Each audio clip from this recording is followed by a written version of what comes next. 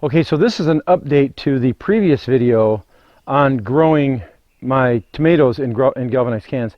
I'll put a link below to the original video, but I wanted to actually touch on a few subjects that I forgot to mention before, and also a couple that people had talked about, and so they had asked me.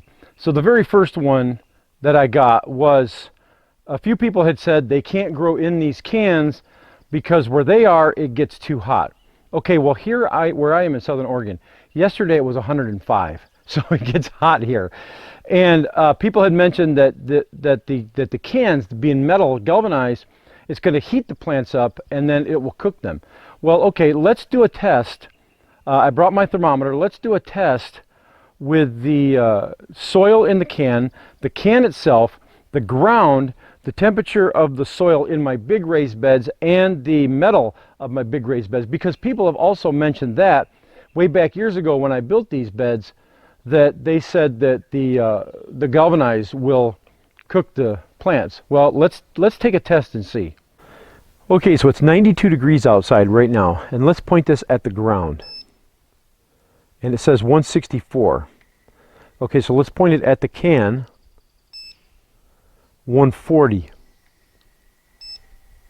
165 on the ground, 139 on the can. So now I'm pointing it at the soil inside the can, and the red dot is right on the soil that's directly in the sun. So it says 130. So now let's test this side panel here that's been directly in the sun all day long. That's the galvanized panel on this big long 16 foot bed. 115, 112, 108. Now let's test the soil again inside the bed. 130, 143, 147. Okay, so as you can see, the notion that the plants get heated up inside those cans is just not true. The temperature of the beds, the big beds, of course, being they're so large, they're going to be the same temperature as the ground because they're just so big, so much mass. But you'll notice that the temperature of the metal on the side and the temperature of the metal of the trash cans is much lower. Now the reason for that is, I'm speculating, but I'm taking a stab in the dark, but I believe it's because that metal is reflective.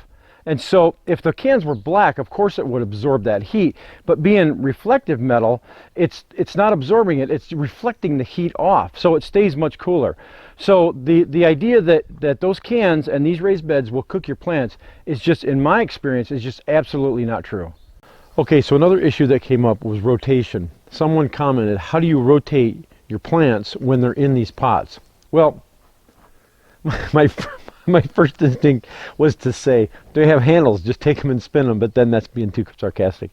To rotate them, I don't see a difference between them being in these cans or if they're in the beds.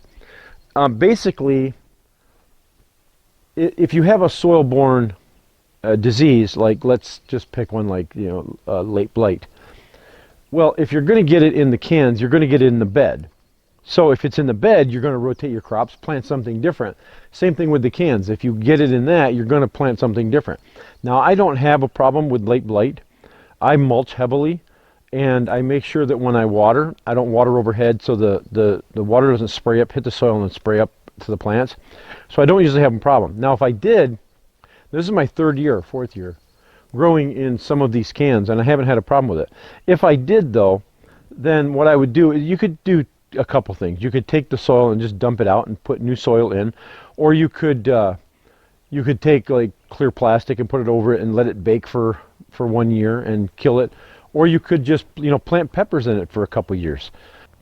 But either way, them being in pots has nothing to do with rotation, because whether they're in these cans or whether you're in regular pots or in big pots or whatever you're growing, in buckets even, you're still going to have that same problem. The trick is to just minimize the chances of getting like blight or something like that. Okay, so the next one was tying up. How do I tie up the plants when they're in these cans? Now, I was going to do a much more extensive video on tying them up in not just the cans but in the beds too, and I'm still going to do that. But right now I'll show you the two methods that I use to tie up the plants in these cans. One of the methods, you probably won't use unless you're growing against a fence like I am with some of them. But the other ones where they're freestanding, you could certainly use this method. Okay, so this here, along the fence, basically what I did was I took a piece of 2x4 and then just cut a notch in it with my little saber saw, my jigsaw, and then it just sits on top of the fence right here. And then I took a string, this jute string, and tied it around and brought it down here and tied off the plant. Let me show you the number. You can't even see it. So it comes down here, and I've got a clip that goes around the actual stem here. And I do single stem cut these. I cut the suckers off of these large varieties.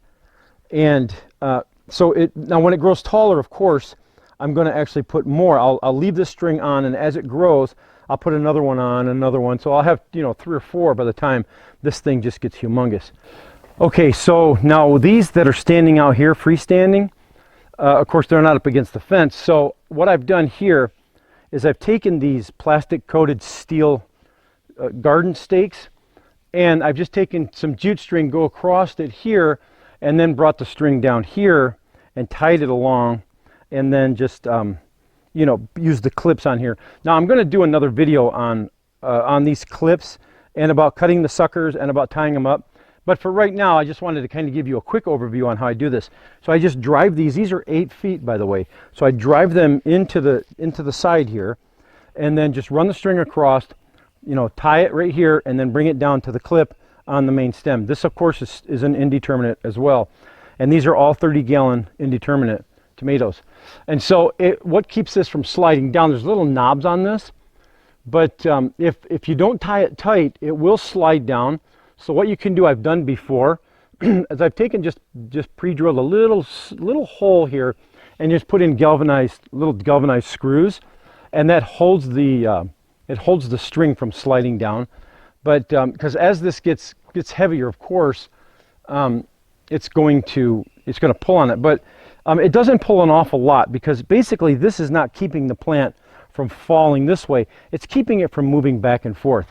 And then you can also do the Florida weave, or whatever they call it. You could go here and go across, weave it around, and come to here. Basically, there's a lot of options available. Once you put these 2 stakes in, then you can just start stringing all you want, and it'll keep the plant from falling over. Now, you don't have to use these. You don't have to buy these. These are like $4 or $5 each. You can just rip some 2x4s or any kind of fence board or something like that, and make some nice 8-foot ones, drive them in, and do the same thing with it. In fact, it's easier to drill a little screw into it and hold the string than it is on these metal ones. But that's how I tie up these. And of course, as it progresses, there'll be more string on here, and it holds these from falling over. And it does a pretty good job. Okay, so this was a big one. A lot of people asked about drainage. And I forgot to mention it. I should have mentioned that in the first video. They were talking about, did I actually drill holes and stuff? And you know what? I did. I put about 5 holes. They were like 3/8 or 1/2 inch drill bit that I used to drill holes into the bottom of them to make drainage for all of them. And yeah, I forgot to mention that in the first video, but I do put drainage holes in them. Okay, so another one was soil mixture. What do I use? Now, the soil that I put in these, I also should have addressed that. It's the same mix that I put in my raised beds, and it's mostly compost. But one thing that I did do with these was I did put perlite in with them. So for the 20-gallon cans, I put like about 1 gallon of perlite, and for the 30-gallon cans, I put about 2 gallons. It may not have been necessary. I just wanted it in there because a lot of times when they're in pots like this, the soil tends to compact a little bit more, and so I probably didn't need it.